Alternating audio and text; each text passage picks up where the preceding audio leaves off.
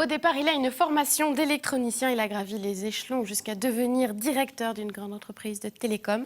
Et puis, il a tout lâché pour devenir poissonnier, rattrapé par le gène maritime de la famille. Aujourd'hui, il partage sa passion et ses recettes sur un blog chez monpoissonnier.fr. Notre invité s'appelle Christophe Castel. Bonsoir. Bonsoir Annelise. Ravi d'accueillir un compatriote normand. Je ne pouvais pas manquer de le mentionner. Ça me fait plaisir aussi. Merci d'avoir accepté notre invitation. Alors c'est vrai que votre histoire, c'est celle d'une reconversion, peut-être plutôt d'un retour aux sources familiales. Oui, parce qu'il y a tout à fait. beaucoup de gens dans le domaine maritime dans votre famille. Et pourtant vous, au départ, vous êtes dirigé vers l'électronique, l'informatique. Tout à fait. Pourquoi ? Eh bien, écoutez, je suis issu d'une famille de marins, d'armateurs, de pêcheurs, de poissonniers. Et mon père a embrassé la carrière de marin d'État. Et en tant que marin d'État, il a plutôt été affecté sur la façade atlantique. Et un jour, il m'a emmené au radar de Bretagne, qui est le dernier centre de contrôle aérien qui se trouve sur la façade atlantique. Et puis là, il m'a emmené dans la salle informatique. Et là, j'ai été absolument éberlué, époustouflé par ce que je voyais. Et je me suis dit, je serai électronicien. Donc c'est quand même la mère qui vous a mené à l'électronique. C'est la mère qui m'a mené à l'électronique. Mais il y avait toujours de la marine à l'intérieur, hein, parce que mon père était dans la marine. Donc j'ai été éberlué et impressionné par ça. Et je me suis lancé dans la carrière d'électronicien. Donc là, j'ai gravi différents échelons, comme vous le citiez. Puis à un moment donné, je me suis dit que la juste continuité du métier de technicien que je faisais, c'était de passer au service commercial. Donc je suis devenu commercial dans différentes entreprises de télécommunications pour devenir à la fin directeur régional d'une société de services informatiques à Nantes. Donc c'était vraiment très très sympathique. Jusqu'à il y a 7 ans, vous vous êtes dit, ça ne me va plus, je vais tout plaquer, je vais devenir poissonnier. Quel a été le déclic pour vous ? Quel a été le déclic ? À un moment donné, les valeurs que vos parents vous ont données et les valeurs que vous vous êtes créées vous-même ne correspondent plus vraiment à ce que vous avez envie de vivre. On parle de la crise de la quarantaine, c'est peut-être ça. Mais moi, j'avais vraiment envie de vivre quelque chose de très concret. Et là, je vivais un petit peu dans le virtuel. Alors vous dites, j'aime bien la formule, que c'est bien d'avoir grimpé les échelons de l'échelle sociale, mais qu'elle n'était pas forcément posée sur le bon mur. Oui, tout à fait.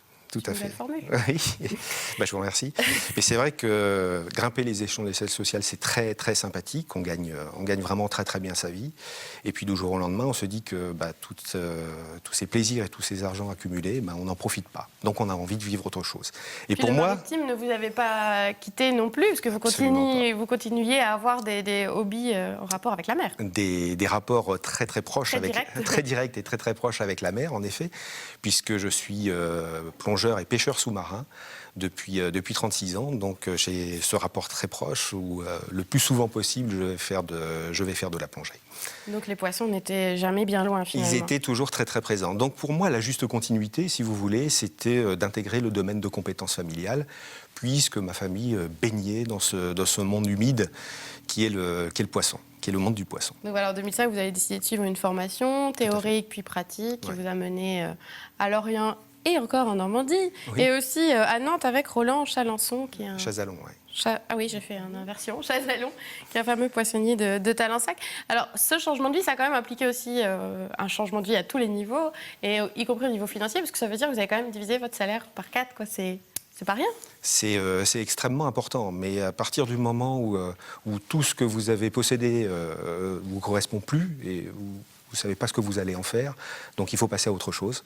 Donc aujourd'hui, après cette formation que j'ai suivie, comme vous le disiez, à Lorient, à l'ENCPM, qui est une école qui est en train d'évoluer en fait, ils sont en train de former des licences professionnelles, transformation et commercialisation des produits de la mer pour répondre aux besoins des acteurs de la filière. Donc j'ai suivi cette formation pendant 1 an, et là j'ai tout vu en fait. Je suis passé du filetage, du poisson, aux ateliers, à la production, en passant par le marketing.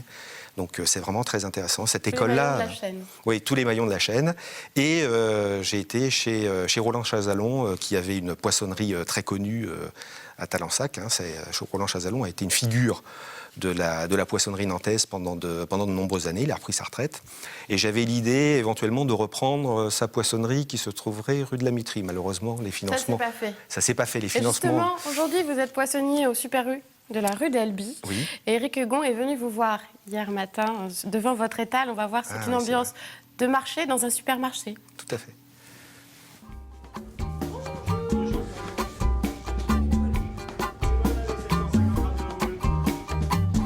petit en plus? Ce petit morceau là ou plutôt dans le travers?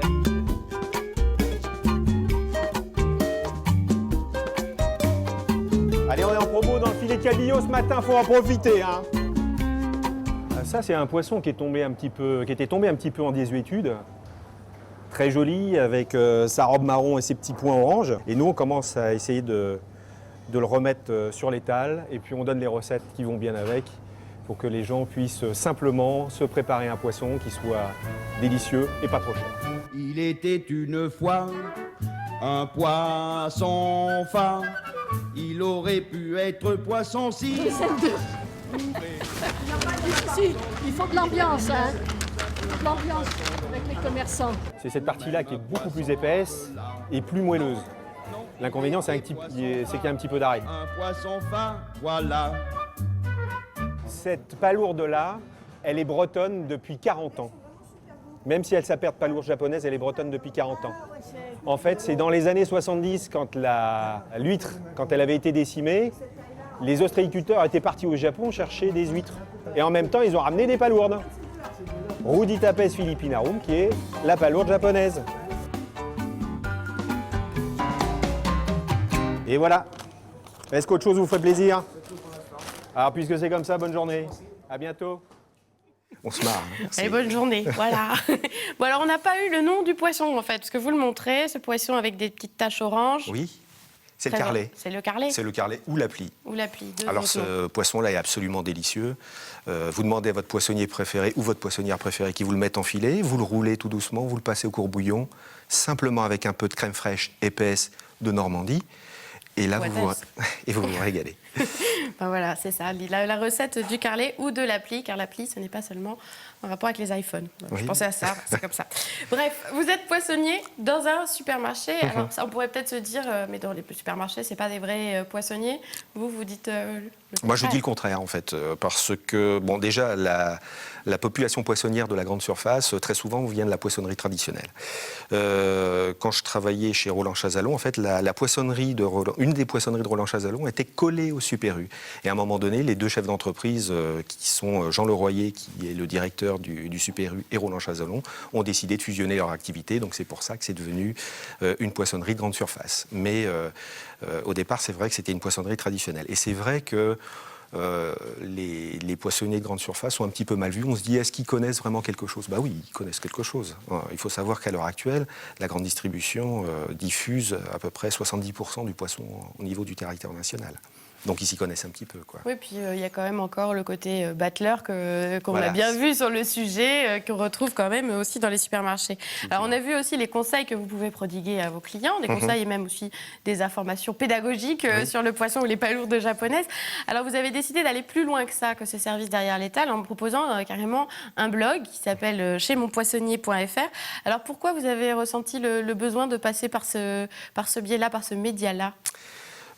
Pour moi, c'était important. Bon, il y a toute la communication qu'on peut faire au niveau d'un rayon poissonnerie. Donc ça, c'est en live avec les différentes personnes. Mais je me suis aperçu au long de mes études et puis avec mes contacts en famille que les poissonniers ou le domaine des produits de la mer, en général, ne communiquent pas ou communiquent mal. On a un gros déficit de communication. Donc le but de ce blog, c'était de parler de la poissonnerie, du poisson, de sa diffusion, de l'évolution du poisson, de l'évolution de la ressource et quelles vont être les conséquences dans l'avenir de la raréfaction de la ressource. Et quelles sont les... quand même un peu la raréfaction des ressources. C'est vrai qu'il y a certaines associations environnementales qui se sont saisies de ce sujet-là, mais vous voulez... Oui, tout à fait. Être un peu moins catastrophiste aussi. Il faut être moins catastrophiste parce que vous avez quand même des ressources de poissons qui sont très disponibles au jour d'aujourd'hui. Vous avez des poissons qui ne sont pas en voie de disparition. Vous avez d'autres poissons, effectivement, qui sont à la limite. Certains commencent même à disparaître. Prenez le cas de l'empereur, par exemple. Je ne sais pas si vous en avez mangé à une certaine époque, qui était un poisson délicieux, qui a été vraiment pêché beaucoup dans les années 80. Eh bien, ce poisson-là, il faut savoir qu'il a une maturité sexuelle à 40 ans. Il a son adolescence à 40 ans, vous vous rendez compte? Et la femelle pond que quelques œufs. Donc, si on le pêche de façon massive, il va finir par disparaître. Évidemment. Donc vous parlez de ça aussi donc, dans votre blog. Je vais finir par en parler, effectivement, parce que au jour d'aujourd'hui, effectivement, il faut que les poissonniers en général, que ce soit de la grande distribution ou traditionnels, prennent des engagements forts de durabilité au niveau de saisonnalité aussi, c'est très important. Au niveau du poisson. Et vous donnez aussi des recettes. Évidemment, je donne quelques exemples des dernières recettes. Bon, il y a la cuisson des bigorneaux, tout pratique, hein, et la dorade en croûte de sel, ou encore des rillettes de mulet, car le mulet, c'est un poisson aussi, c'est pas seulement un halidé. Donc voilà, vous donnez un côté très pratique des recettes avec des vidéos que vous faites vous-même. Oui, tout à fait. Donc je travaille sur à peu près les mêmes outils que vous, hein, des outils Macintosh de chez Apple, et puis avec des systèmes de développement particuliers. Donc je fais tout moi-même, effectivement. Ça me prend énormément de temps, hein. Il faut savoir que... Vous publiez à peu près une fois par semaine? Oui, une fois par semaine. Donc j'ai la chance de travailler au jour d'aujourd'hui 39 heures par semaine, alors qu'avant c'était beaucoup plus que ça, en horaire décalé, ce qui me permet d'alimenter ce blog. Oui, donc je vous propose d'aller le consulter, ce fameux blog, c'est chez monpoissonnier.fr, comme ça vous apprendrez des tas de recettes de poissons et c'est pas si compliqué. Merci beaucoup Christophe Castel d'avoir été avec nous et merci de nous avoir mis en appétit. C'est la fin de cette émission. Nous allons faire une petite pause, alors ce sera de la rediff et on se retrouve pour du direct le 13 novembre. Je vous souhaite une excellente soirée et de bonnes vacances si vous en avez.